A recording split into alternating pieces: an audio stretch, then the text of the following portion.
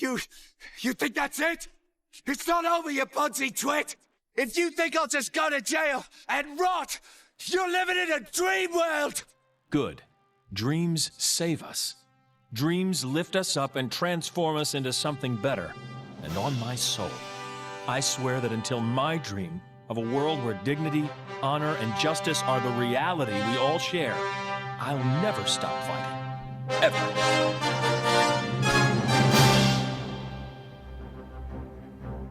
Superman is the definition of a superhero. No, seriously, the Google definition of a superhero states a benevolent fictional character with superhuman powers, such as Superman. He's an icon. You can go anywhere in the world and ask people what this symbol means, and odds are they'll know. But why? What makes him so great, so well known? I think we'd have to go a little bit deeper than just he's Superman to answer that. Created by Jerry Siegel and Joe Shuster in June of 1938 in the Action Comics issue number 1 story, Superman, Champion of the Oppressed. And that's exactly what he was. Superman was the champion, the protector, the savior of the oppressed. Superman was created as the dream of 2 Jewish boys who came from immigrant families that had escaped persecution, and this is expressed thoroughly in Superman's character. He was a symbol of hope and justice for the persecuted. This is where Superman started and where he remains. While some depictions of Superman and Clark Kent differ and have him fighting huge aliens or world-ending events, he was originally created to help the little guy. In 1940, Shuster and Siegel released an issue of Superman titled How Superman Would End the War, in which Superman would see the horrors of what Adolf Hitler was doing and help showcase the situation of World War II to children in a more humane way. This, of course, was viewed negatively by the SS, who would release a statement in Das Schwarzkorps, their in-house Nazi newspaper, saying that Shuster and Siegel were trying to brainwash the children of America,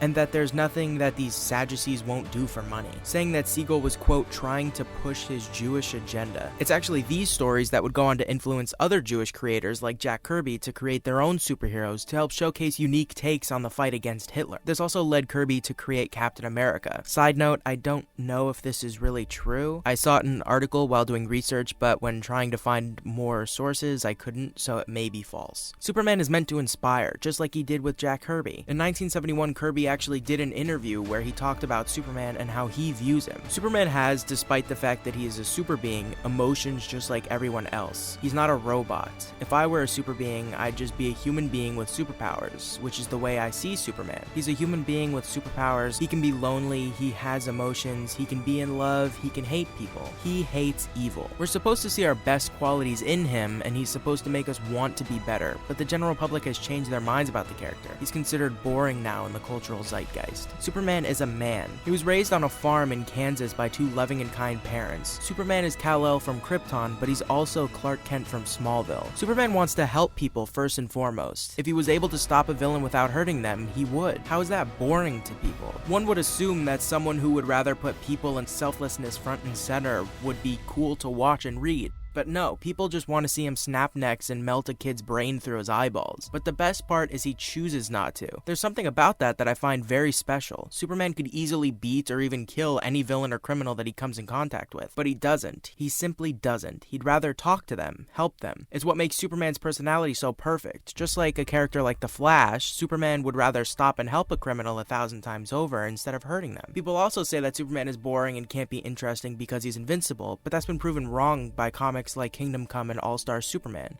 In Kingdom Come, Superman has grown older and slightly weaker, and in All-Star Superman, he's literally dying throughout the entire comic. In Superman Up in the Sky by Tom King, however, Superman isn't dying. He's not old. He's just a regular, invincible Superman. Tom King used Superman's powers in an interesting way. We see the altruism that we know and love when Superman decides to drop everything he's doing and fly into space in order to find a girl that was abducted by aliens. He doesn't even know if this girl is alive or how long it might take to find her. He only cares about finding her and making sure she's safe. He wants to help her. Superman's entire concept is being that helper, that savior, that champion. So people saying he's too good or too powerful makes no sense. That's also disproven by other forms of media with characters that follow the Superman blueprint. Characters like Homelander and Omni-Man take the powers of Superman, but nothing else. The best part of Superman is his personality. So these versions of Superman are meant to showcase what a character like Superman would be without the personality, that morality, the altruism. Superman is put into hard situations, ones that he seemingly can't escape without breaking who he is deep down.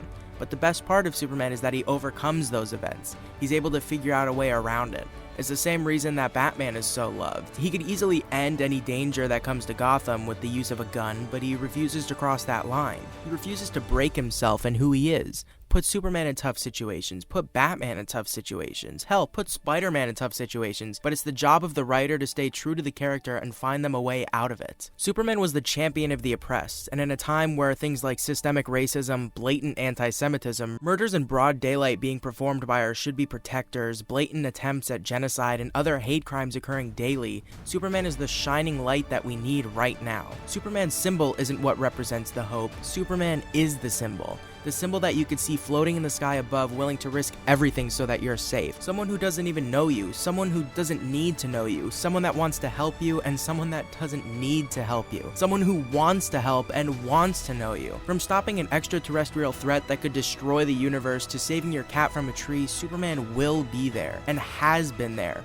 For decades, Superman has been in cinema alongside comics, allowing a wider audience to see who Superman was. The first live-action Superman was played by Kirk Alyn for the 1948 movie serial. This was the start of many interpretations of the character. Not too long after, only a couple of decades later, Christopher Reeve would don the cape. This is widely revered as the best adaptation of the character. But whether you like Kirk Alyn, George Reeves, Christopher Reeves, Dean Cain, Tom Welling, Henry Cavill, or will soon come to love David Corenswet, each version of this character showed people what it means to be a good person. Now, it's no secret that I dislike the majority of Zack Snyder's decisions when it comes to his trilogy. I think there's probably only a handful of things that I do like, but I find his version of Superman to be quite interesting. His Superman was a much darker and jaded version of the character, something we'd never really seen in live action before. While I feel like Snyder's version lacked emotional connection most of the time, Cavill was still able to convey that stoic altruism that Superman is known for. Cavill portrayed a more broken version of the character, a version of Superman that didn't know his place in a more accurate depiction of our world. And in this version, they decided to put Superman in a position where he was forced to kill General Zod in order to save a family. I, like many others, don't like this choice very much. Superman wouldn't kill someone, at least not the Superman that we've come to know, but that doesn't really matter. This is a new take, and a new take calls for new choices that deviate from what we know. I think it's time to move on from that and look to the brighter future. In spite of this, I still can't help but hate this decision. Let's take a look at the Doomsday Clock comic book. In the book, Superman learns that Dr. Manhattan is the one behind all of his heartbreak and trauma because Dr. Manhattan was simply curious to see the outcome. Manhattan is fully prepared for Superman to attack him to try to kill him. Instead, Superman saves him. In this moment, Superman inspired Dr. Manhattan. His altruism, his need to do good without being helped in return, inspired the most powerful character in all of comics. This isn't just the Superman we've come to know, it's the Superman that we need. And this is why I'm so excited for James Gunn's Superman. I think Gunn is going to give us that hopeful, loving Superman. David Corenswet was my choice prior to the casting, and I still think he's the only choice. Cavill could have been perfect, and was perfect for that version,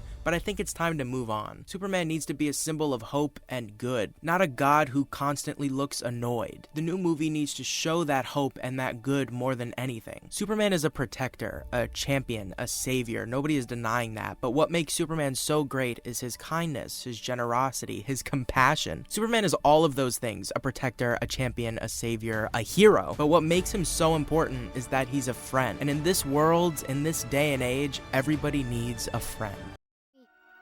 No, I don't want to scare you, Van. You are everything I ever wanted in a son. This is everything I ever wanted in a life. But I've got responsibilities, Van.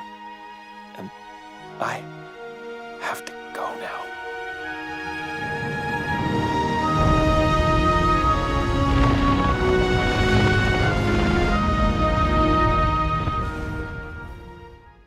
Thank you everyone for watching. Thank you so much for 400 subscribers. Be good, help someone if you can, free Palestine, and I'll see you guys in the next video. Thanks. Bye.